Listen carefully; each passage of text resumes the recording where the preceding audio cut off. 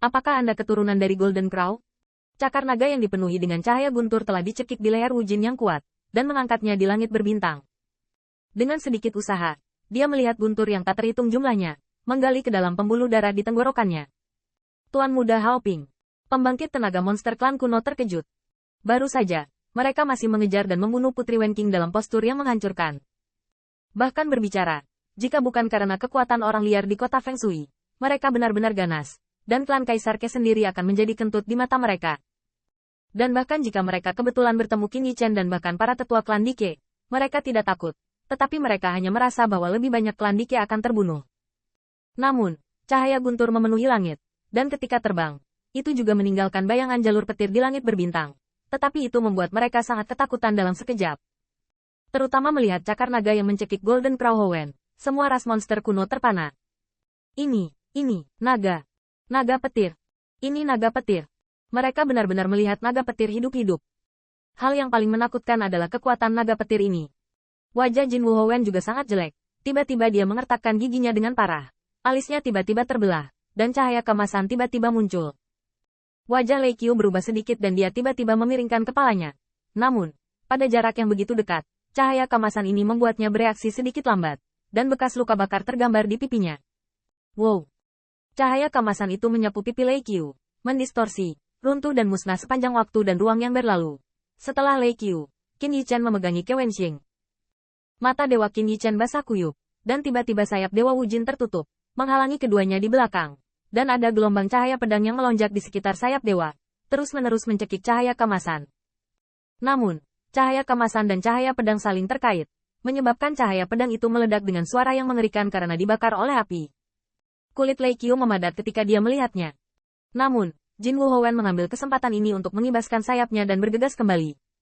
Efeknya, Lei Qiu melepaskan telapak tangannya, dan dengan lembut menyekap pipinya dengan petir, dan luka yang terus disembuhkan sepertinya tidak puas dengan dirinya sendiri. Dia tidak berpikir dia ceroboh, tetapi dia benci karena kekuatannya belum kembali ke puncak.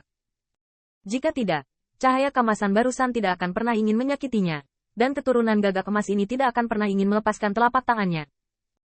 Dan Jin Wu Howen baru saja lolos dari mati lemas. Tetapi dia tidak punya waktu untuk tenang, dan jatuh ke dalam keterkejutan yang lebih kuat, naga guntur, atau naga guntur bawaan. Tanda seru. Bagaimana bisa ada naga petir bawaan yang hidup di era ini? Selain itu, dia juga terkait dengan klan Dike. Tetapi Golden Crow Howen pada saat ini tidak dapat memikirkannya sama sekali, karena kekuatan naga petir bawaan ini benar-benar menakutkan. Menarik. Jin Wu Howen bertindak tegas. Mereka mampu mencegat dan membunuh Putri Wenxing. Tetapi saat ini sahabat yang terakhir datang untuk menyelamatkan dan bertarung lagi. Naga petir ini benar-benar menakutkan. Dan tampaknya Golden Crow Howen hanya peduli tentang penampilan di depan matanya yang tercengang. Tetapi mengabaikan cahaya kemasan yang mampu menahan Qin Yichen untuk menahan mekarnya alisnya. Itu adalah kekuatan supernatural yang menyelamatkan nyawa dari gagak emasnya. Puluhan ribu pembangkit tenaga klan monster kuno juga tidak berani bertarung lagi. Karena saat Lei Qiu menembak, mereka tahu bahwa naga petir bawaan ini pasti bukan sesuatu yang bisa mereka tangani. Desir-desir. Dalam sekejap mata, puluhan ribu ras monster kuno berubah menjadi pita dan terbang menjauh. Tetapi bagaimana Qin Yichen bisa melepaskan mereka begitu saja? Wanita yang mengganggunya, dan juga menindas saudara laki-laki Feng Shui Cheng, hanya ingin pergi seperti ini. Senior, bunuh. Tidak perlu bagi Qin Yichen untuk berbicara, permusuhan Lei Qiu terhadap ras monster kuno bahkan lebih dari dirinya. Dalam sekejap, awan petir muncul di sekitar Lei Qiu, dan awan petir memenuhi langit, menelan mereka menuju langit berbintang. Selama pembangkit tenaga klan monster kuno yang ditangkap oleh petir dan menyelimuti sosok di dalamnya, hanya punya waktu untuk menjerit, dan jeritan ini juga tenggelam oleh guntur bergulung yang memekakkan telinga. Wajah Jin Wu Howen galak, lari secara terpisah. Semakin banyak tersebar semakin baik. Untuk sementara waktu, klan monster kuno menjadi semakin terganggu, tetapi perintah Jin Wu Howen benar-benar menyelamatkan nyawa banyak temannya. Dengan kata lain, mereka berani mengejar Putri Wenxing karena ras manusia tirani kota Feng Shui. Umat manusia kota Feng Shui dapat disebut satu musuh berbanding 10, tetapi mereka tidak dapat mengejar 10 dengan 1. Mereka hanya dapat mengejar 1 atau 2. Setelah Qin Yichen dan Putri Wenxing bertemu, hanya ada beberapa ribu yang kuat. Kebanyakan Yao Zu melarikan diri. Terlebih lagi, Golden Crow Howen tidak percaya lagi, dan orang-orang buas di kota Feng Shui sangat ganas. Klan Kaisar Ke Anda bertarung sendirian dengan klan monster kuno saya. Jadi bisakah Anda takut pada Anda? Melihat ke semua sisi langit berbintang, seperti cahaya iblis yang mekar di mana-mana, Mata Lei Qiu dipenuhi dengan cahaya. Anak kecil dari penyihir leluhur ke-12, dengarkanlah. Kalau begitu bunuh kamu. Ledakan. Aku melihat naga petir yang kuat berlari melintasi langit berbintang. Sangat mendominasi. Sementara Jin Wuhowen melihatnya. Wajahnya menjadi pucat lagi. Dan cahaya kemasan dengan alis yang mekar bertarung melawan naga petir itu. Wen Qing, kamu baik-baik saja?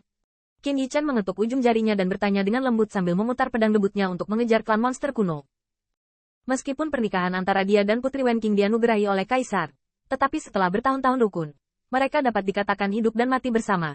Jika Anda mengatakan bahwa Anda sama sekali tidak merindukan Putri Wen Qing, Qin Yichan tidak bisa membohongi dirinya sendiri. Putri Wen Qing menggigit bibirnya, wajahnya yang cantik dan polos memerah. Kayu mati, apakah kau lupa memanggilku putri? Qin Yichan tersenyum ringan, sepertinya tidak apa-apa. Qin Yichan mendongak, hanya merasa bahwa puluhan ribu ras monster kuno ini bukanlah kekuatan yang dapat dengan mudah bersatu kembali.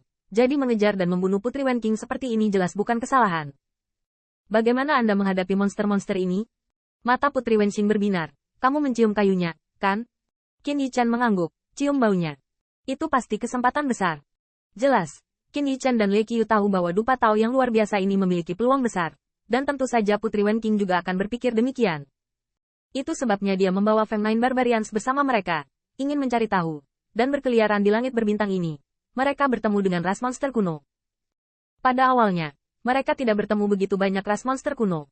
Mungkin hanya beberapa ribu. Dan ras monster kuno itu tidak mengejar mereka begitu mereka bertemu. Tetapi hanya mengusir mereka. Feng Jiuman ingin bertarung. Tetapi Putri Wen Qing tahu bahwa meskipun umat manusia di kota Feng Shui kejam, mereka terlalu sedikit jumlahnya untuk mudah rusak. Oleh karena itu, Putri Wen Qing memilih untuk menghindari tepi sementara, berniat untuk melewati langit berbintang yang dijaga oleh ras monster kuno. Setelah itu, Putri Wen Qing bertemu dengan klan monster kuno 2 kali, dan akhirnya bertemu Jin Wuhowen. Pertempuran akan segera dimulai, dan kemudian Putri Wen Qing menyadari bahwa mereka dikelilingi oleh monster kuno yang menyergap dari segala arah. Ribuan monster kuat sebenarnya ingin membunuhmu dari awal, tapi mereka hanya diusir karena mereka mengkhawatirkan kekuatan Feng Shui Cheng bersaudara. Sebenarnya, kau berkeliaran di langit berbintang dan ditatap oleh monster kuno.